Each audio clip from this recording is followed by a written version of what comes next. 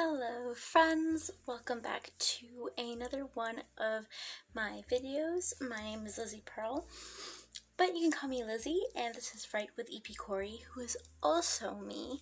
It stands for Elizabeth Pearl Corey, so kind of fancy. Today I'm going to be talking a little bit about my thesis project.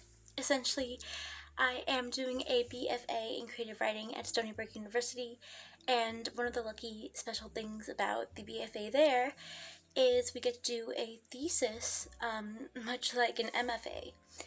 I'm really excited about it, and this summer is my advent of it, so I have to sort of lock in. For my thesis, I have to read 10 books over the summer. These books have to be in part lending to me being more well-read, and in part inspiring and influential for my thesis. Because I'm studying with a concentration in fiction, I'm going to be writing a novel. The assignment is to write 5 chapters consisting of 75 pages by the end of May 2025. However, I've spoken to my advisor and asked if I could attempt to do a full novel. He is someone who's a voracious reader, so that's okay with him. I have his permission, and he is willing to help me attempt to do the full novel. So that'll be at least 40,000 words, and I'm nervous but also really excited. So, because I have to read 10 books that are going to supplement my project and are also assigned in terms of me having to do actual projects with them in the fall semester, I've talked to my advisor, and we've sort of come to a consensus of a few books partially that I will enjoy just for fun, but also contribute to my arsenal of literary knowledge that will help me be well-read, and that will help me in writing my thesis project. So they are with me right now as if they're sentient and I am going to be going through what they are with you so that I can get started. And I'm going to be recording this journey and journaling as I go along, as well as video blogging, video logging this experience. So it's going to be recorded and filmed for your satisfaction, I suppose. And so we're gonna do a little video diaries type thing with it. Without further ado, let me explain my project, and then let me show you my books. So for my project, I'm thinking of doing an ergodic literature type thing. That means a book that sort of has multiple layers and requires you to really dive deep in order to understand it. It can involve Easter eggs, referential mania, acrostics, things of that nature, and so I want to really have those elements in my book. It is going to be a sci-fi, fantasy, philosophical, literary fiction, speculative fiction type piece, and I'm not going to go into too many details about what it's about, but there's going to be some sort of guide for this character, and that guide is going to be very important in the story. And there's going to be a lot of perspective switches. Hopefully I'm going to be able to manipulate the paradigms of my readers' minds as I go through the work. And if anyone is willing to beta read it for me whenever it is complete, if I'm able to actually fulfill this challenge, then please let me know. I would love to send it to you. Yeah. And let me get into the books that I'm reading now for my project. The first book is Animal Farm by George Orwell. I really loved reading 1984 when I was in high school, and so I wanted to read this work by him, partially because it's shorter, so I'm going to be able to work with it better and not have to worry too much about the pacing of my summer reading project, and partially because there's a lot of playing with your mindsets and perspectives in this book, especially because you're working with the sort of the allegory of animals and sort of living through them, I guess. That's my understanding of it right now. I'm going to have a reading vlog where I read this whole story, and so that is the first one that is on my list. The second book on my list is Bloodchild and Other Stories by Octavia Butler.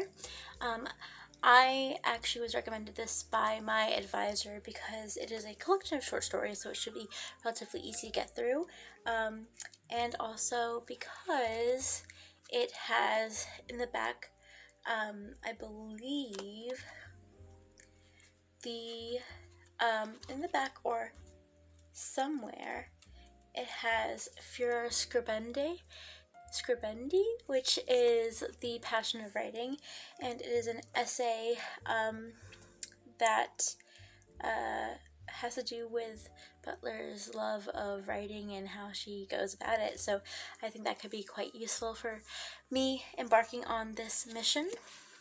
A Swim in a Pond in the Rain by George Saunders was recommended to me by two of my friends at work. I work as a bookseller, for those of you who don't know, and it apparently is one of the best books for writing, because George Saunders was studying a bunch of very prominent Russian writers, I believe. He was studying Chekhov, Turgenev, Tolstoy, and Gogol. Unfortunately, I haven't heard of the second author, but I should check out their work, because I believe, they must be very important, but I've never come across him in my studies, so somebody to include in my arsenal of writers and works. So he studied a lot of these writers, and I think there are short stories by them in this book as well, and he discusses their writing and their writing styles and their methods, I believe. That is what I'm assuming based on what my friends mentioned, but apparently it's a really good read for anyone who is aspiring to be a writer. Crying of Lot 49 by Thomas Pynchon. Pynchon was a student of Nabokov who is sort of my primary inspiration in my thesis. Nabokov is well known for his referential mania, his Easter eggs, his acrostics, all of that, all of the good ergodic literature stuff.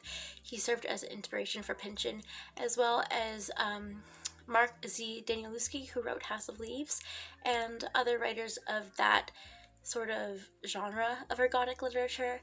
Pynchon was able to sort of emulate his professor's style well, even though apparently he didn't do well in Nabokov's classes. But I'm excited to read this. It's also on the shorter side, so this I should be able to hopefully read in a day. And Crying of Lot 49. It's apparently a murder mystery, I think.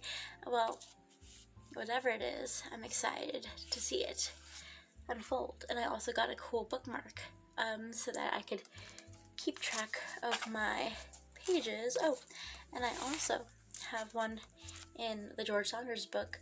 That way I could read two at a time, two of my list books at a time, and actually know where I am and know where I'm going. The next book on my thesis TBR is The Intuitionist by Colson Whitehead. I think this is going to be a really fun read because it's about two warring factions of elevator mechanics. Some are magical I guess, and can sort of intuit what is wrong with the elevators and how to fix them. And the other are basic, everyday, still very talented and important mechanics. My boyfriend worked as an elevator mechanic for summer, so I think this is a lot of fun. My professor also recommended this because it sort of has the elements that I'm looking to work with, and correct me if I'm wrong, but I think this is Whitehead's debut, which is pretty cool because he's a very prolific writer now and also well awarded. This book was recommended to me by a different professor, and it is apparently a terrifying read, but an allegory for the struggles and experiences of women. It is about this woman who ends up having these nightmares about eating meat, and it just sort of sends her on a rampage. I am a vegetarian, so I think it's going to be kind of funny and ironic to read this, but I am also looking forward to it. But apparently the writing is really good. This is a translation, I think, because I'm pretty sure the original was written in Korean, I believe. But yeah, I'm really looking forward to this. The Need has similar elements to The Vegetarian, and if you notice, their covers are also quite similar, and they are both allegorical and have to do with the dealings of these struggles of women. This one is actually written by someone that my professor knows, and it is another one that he had recommended, my advisor, not the professor who recommended The Vegetarian. So both were recommended by different professors who are both very intelligent and really avid readers, and so I trust their words, and I'm looking forward to this as well. It's about a mother who ends up, I think, experiencing not delusions or hallucinations, but sort of events that lead her to believe she is experiencing delusions and hallucinations, and it seems like it's going to be a lot of fun and a lot of spookiness. Ursula K. Le Guin, I started listening to her book Tales from Earthsea on audiobook, and I am still listening to it. I haven't finished it, but I am really enjoying what I've heard of it so far. She's a really beautiful writer. Her language is extraordinary, just so good. And this collection, Worlds of Exile and Illusion, is a short story collection that is, I think, within the universe of her The Dispossessed book series. What is the series called? I don't remember, but she wrote a book called The Dispossessed that I put on my list, and I ended up deciding to switch it out with this one because it is a short story collection from the same universe. Haha, because they're in space, get it? Vladimir Sorkin's Blue Lard was recommended to me by one of my friends at work, the same one who recommended the George Saunders book to my friend, who also then recommended that book to me. This is sort of a Nabokovian type story too, I believe, based on what he told me. It has a lot of references to real life Russian writers and just gets into weird things. It's weird fiction and apparently really good. I'm excited about it, but I'm also nervous. But hopefully it's good. This, I think, got him sent to prison in the Soviet Union, so scandalous. The last book that I'm going to be reading for my thesis summer reading project is a behemoth. My advisor said it's going to take about 6 weeks to finish, I think. He is the one who had been recommending a lot of these to me, and he also recommended this one to me. It is one of Nabokov's greatest works. Obviously, Pale Fire is, I think, known as his magnum opus, but this one, I think, is a close second in that it is his most challenging book. Pale Fire, I think, is his most complex in the sense of mastery book, and this one is more complex in the sense of I think just challenging for the readers. Like Pale Fire is more academic, maybe, let's say, and this one is more entertaining. Not to say that either one is less academic or entertaining than the other, because they are both academic and entertaining. But without having read this book, that is my presumption, although these two are known as his best works, I believe. And I'm excited but scared to read it because it's going to be a lot. There are so many annotations that my professor had to send me a website with all of the information. So it's going to be a lot to get into. Ada or Ardor. It has a lot of uncomfortable themes, let's say, so I just glitched out for a moment. So definitely be aware if you're going to read it, because there's a lot of weird things happening in it, but apparently it is just layers upon layers upon layers of different things happening, and it also references and includes Pale Fire, I think, in some way. I know that Look the Harlequins includes Pale Fire directly. I think this one does indirectly, because my professor says that everything before Pale Fire led up to it, and everything after looked back on it. So I'm thinking that's probably the case here, because this was written post Pale Fire. I think it is looking back on it. But yeah, this one is gonna be a lot. I think I'm going to be reading it as I read the other books, just because it's something I have to actually tackle. But that is my collection of works I'm going to be studying this summer.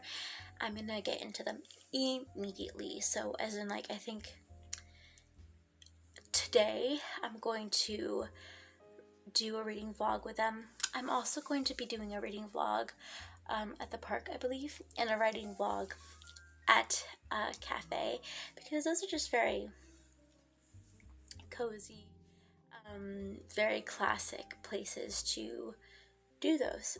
So yeah, thank you for joining me, and I hope that you enjoyed the video, and that these recommendations maybe could add to your own TBRs, or could contribute some inspiration to you if you're writing or reading academically and for fun. Either way, I think they're going to be really enriching and entertaining at the same time. I hope that you have a beautiful day. Please like, comment, and subscribe if you like this video and if you want to see more videos from me. If you don't know what to comment, comment a stack of books emoji, or answer this question of the day that I'm going to come up with right now. Question of the day: what are 5 books that you are most looking forward to reading this summer? Half the amount that I have to read. Alrighty, well, thank you for joining me again, and have a good day. Bye. Take care.